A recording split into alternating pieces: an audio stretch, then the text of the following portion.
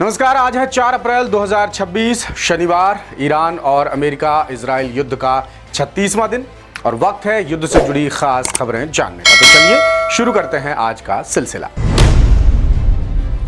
Iran के Bushehr में शनिवार को न्यूक्लियर पावर प्लांट के पास हमला हुआ। रिपोर्ट्स के मुताबिक लगातार 5 हफ्तों से जारी अमेरिका और इजराइल के हमलों के बावजूद ईरान की सैन्य क्षमता पूरी तरह खत्म नहीं हुई है। अमेरिका खुफिया आकलन, जिसका हवाला CNN ने 3 सूत्रों के जरिए दिया है, वो बताता है कि ईरान के करीब आधे मिसाइल लॉन्चर अभी भी सेफ हैं और उसके पास हजारों आत्मघाती ड्रोन मौजूद हैं। मीडिया रिपोर्ट्स के मुताबिक ईरान ने कहा कि वो मौजूदा युद्ध खत्म करने के लिए समझौते के बजाय ठोस और स्थायी समाधान चाहता है। विदेश मंत्री अब्बास अराक्ची के मुताबिक देश का मुख्य फोकस इस थोपी गई अवैध जंग को निर्णायक तरीके से खत्म करना है। अराक्ची ने यह भी कहा कि अमेरिका मीडिया ईरान के रुख को गलत तरीके से पेश कर रहा है।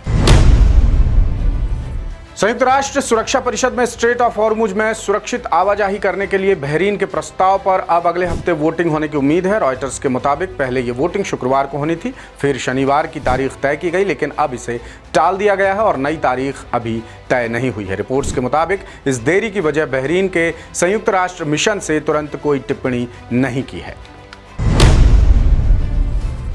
ईरान की जंग के कारण भारत में बोतल बंद पानी और बियर महंगी हो सकती है। ईरान के साथ जारी युद्ध ने भारत के करीब 6 अरब अमेरिकी डॉलर के बोतल बंद पानी के उद्योग पर दबाव बढ़ा दिया है। इसके पीछे का कारण कच्चा माल हासिल करने में हो रही मुश्किलें हैं। पिछले महीने बाजार की अग्रणी कंपनी बिसलरी ने अपनी कीमतों में 11% की बढ़ोतरी की है, जिससे 1 लीटर पानी के 12 बोतलों का पैक 24 रुपए महंगा हो गया है। समाचार एजेंसी रॉयटर्स के मुताबिक बेली और क्लियर प्रीमियम वाटर जैसे ब्रांड्स ने भी अपनी कीमतें बढ़ा दी हैं। भारत का 7वां LPG टैंकर ग्रीन सावी के स्ट्रेट ऑफ हॉर्मुज पार करने के बाद अभी भी 17 भारतीय जहाज खाड़ी में फंसे हुए हैं। भारत अपनी ज़रूरत का 90% LPG इसी रास्ते से इंपोर्ट करता है। ऐसे में भारत बाकी फंसे जहाज़ों को भी निकालने की कोशिश में जुटा हुआ है। ईरानी कच्चे तेल के आयात के लिए भुगतान को लेकर कोई अड़चन नहीं है, ये कहना है पेट्रोलियम मंत्रालय का। मंत्रालय ने एक स्पष्टीकरण में कहा कि मध्य पूर्व एशिया में युद्ध की वजह से कच्चे तेल की आपूर्ति में व्यवधान के बीच भारतीय रिफाइनर्स ने ईरान समेत कई स्रोतों से अपनी कच्चे तेल की आवश्यकताओं को सिक्योर कर लिया है और ईरानी कच्चे तेल के आयात के लिए भुगतान को लेकर कोई अड़चन नहीं है।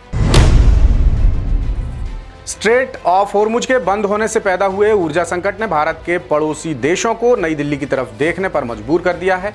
कच्चे तेल की कीमतें $110 प्रति बैरल से ऊपर बनी हुई हैं और मिडिल ईस्ट से सप्लाई बाधित होने के कारण दक्षिण एशिया के कई देशों में ईंधन की किल्लत हो रही है। ऐसे हालात में भारत एक भरोसेमंद सप्लायर और संकट मोचक के रूप में उभरता नजर आ रहा है। हालांकि सरकार ने साफ किया कि किसी भी मदद का फैसला घरेलू जरूरतों को ध्यान में रखकर ही लिया जाएगा। दुनिया भर में फ्यूल संकट की आशंका बढ़ गई है, इससे भारत भी अछूता नहीं रहेगा। देश में भी इन दिनों LPG की कुछ हद तक किल्लत देखने को मिल रही है। ऐसे में केंद्र सरकार अब खाना पकाने के दूसरे ऑप्शंस का रुख कर रही है। इंडक्शन चूल्हों पर खास फोकस है और इनका प्रोडक्शन बढ़ाने की तैयारी की जा रही है। इंडक्शन चूल्हा और उससे जुड़े बर्तनों की मैन्युफैक्चरिंग बढ़ाने के लिए उद्योग एवं आंतरिक व्यापार संवर्धन विभाग DPIIT, बिजली मंत्रालय और विदेश व्यापार महानिदेशालय सहित कई विभागों के सीनियर अधिकारियों की बैठक हुई। इसमें घरेलू प्रोडक्शन को बढ़ाने और सप्लाई चेन को मजबूत करने पर खास जोर दिया गया है। युद्ध से न सिर्फ तेल और गैस की किल्लत हुई है, बल्कि उन परिवारों के लिए भी बड़ी मुश्किल पैदा हो गई है जिनके सदस्य खाड़ी देशों में काम करते हैं। सबसे ज़्यादा परेशानी उन लोगों को हो सकती है जिन्होंने होम लोन या कोई दूसरा लोन लिया है। लोन की EMI देने में समस्या हो सकती है। फाइनेंशियल एक्सप्रेस के मुताबिक युद्ध के कारण लोन का एग्रीमेंट तो नहीं बदलता, लेकिन आय की स्थिरता, मुद्रा की चाल और पैसा भेजने की क्षमता जैसे कारक जरूर बदल जाते हैं। इन हालातों के मद्देनजर साहिर लुधियानवी साहब का एक शेर याद आता है, जंग तो खुद ही एक मसला है, जंग क्या मसलों का हल देगी। बाकी आगे के अपडेट्स के लिए बने रहिए दास सूत्र के साथ। लेटेस्ट, इन्वेस्टिगेटिव और इन डेप्थ खबरें देखने के लिए ज्वाइन कीजिए दास सूत्र का व्हाट्सएप चैनल, सब्सक्राइब कीजिए यूट्यूब चैनल, लाइक कीजिए फेसबुक पेज और पढ़ते रहिए www.dasootra.com।